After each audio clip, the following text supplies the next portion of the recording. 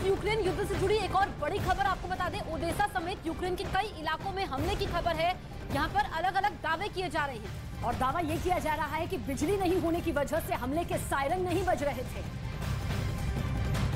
तो बड़ी खबर आपको बता रहे हैं, रूस यूक्रेन युद्ध के बीच में लगातार ऐसे कई हमले हो रहे हैं और कई ऐसे इलाके हैं जहां की बिजली गुल हो चुकी है, क्योंकि सीधे तौर पर भारी नुकसान तो वहां पर पहुंच रहा है, लेकिन लोगों के लिए भी मुश्किलें दिन ब दिन बढ़ती हुई नजर आ रही है।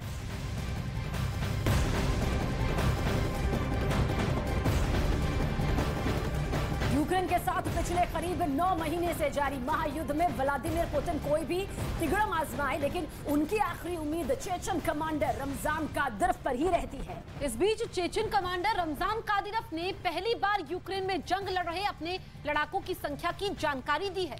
और जिस दिन से रूस यूक्रेन के बीच युद्ध छिड़ा है, रमजान कादिरोव के लड़ाके तभी से जंग के मैदान में डटे हुए हैं।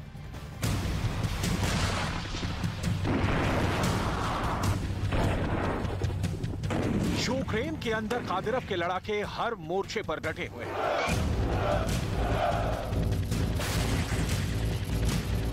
जंग की शुरुआत से ही ये लड़ाके यूक्रेन की सेना के छक्के छोड़ाने में रूसी फौज की बड़े पैमाने पर मदद भी की है।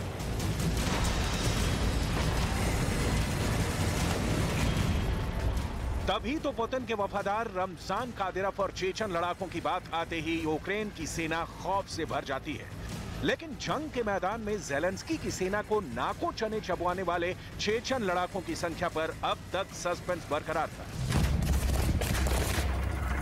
जिससे रमजान कादिरोव ने पर्दा उठा दिया और अपने टेलीग्राम पेज के जरिए बताया कि 20,000 चेचन लड़ाके युद्ध के मैदान में अब तक अपना दम दिखा चुके हैं। साथ ही कादिरोव ने यह भी बताया कि फिलहाल 9,000 चेचन लड़ाके यूक्रेन की सेना से दो हाथ कर रहे हैं।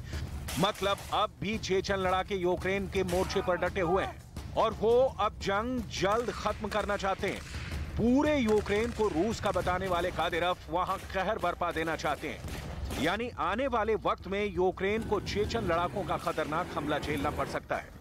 और कहा जा रहा है कि उस हमले का अंजाम ऐसा होगा जैसा ज़ेलेंस्की ने सोचा भी नहीं होगा।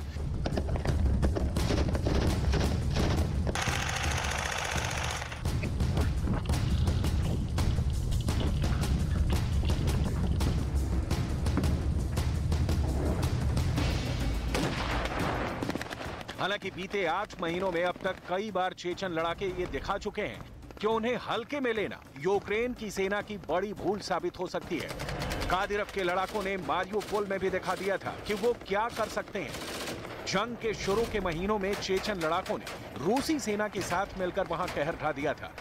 हालांकि कुछ रोज पहले यूक्रेन ने खेरसोन में 40 चेचन लड़ाके मार गिराए थे और कादिरोव ने भी उनके मारे जाने की बात कबूल की थी। लेकिन इसका मतलब ये बिल्कुल नहीं है कि कादिरोव हार मानकर बैठ गए हैं। जंग में चेचन लड़ाकों की संख्या बताने के साथ उन्होंने इस बात पर भी जोर दिया कि चेचन लड़ाकों ने अब तक अपने सभी मिशन को ठोक बजाकर पूरा करके ही दम लिया है।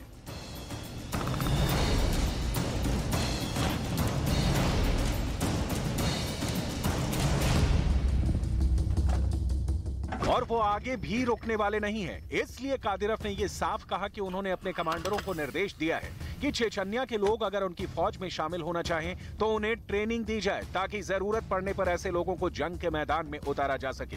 वैसे भी कादिरोव के बारे में कहा जाता है कि वो जो ठान लेते हैं उसे पूरा करने के लिए किसी भी हद तक जा सकते हैं और उनके एक इशारे पर चेचन लड़ाके कत्लेआम मचा सकते हैं। बेरहम चेचन लड़ाकों से दया की उम्मीद नहीं की जाती। ऐसा कहा जाता है कि उनके जंग में उतरते ही दुश्मन मैदान छोड़कर भाग खड़े होते हैं और इसके पीछे की वजह है उनकी सख्त ट्रेनिंग और अपने कमांडर कादिरोव के लिए उनकी वफादारी, जिनका आदेश मिलते ही वो कहीं भी तबाही मचाने के लिए टूट पड़ते हैं।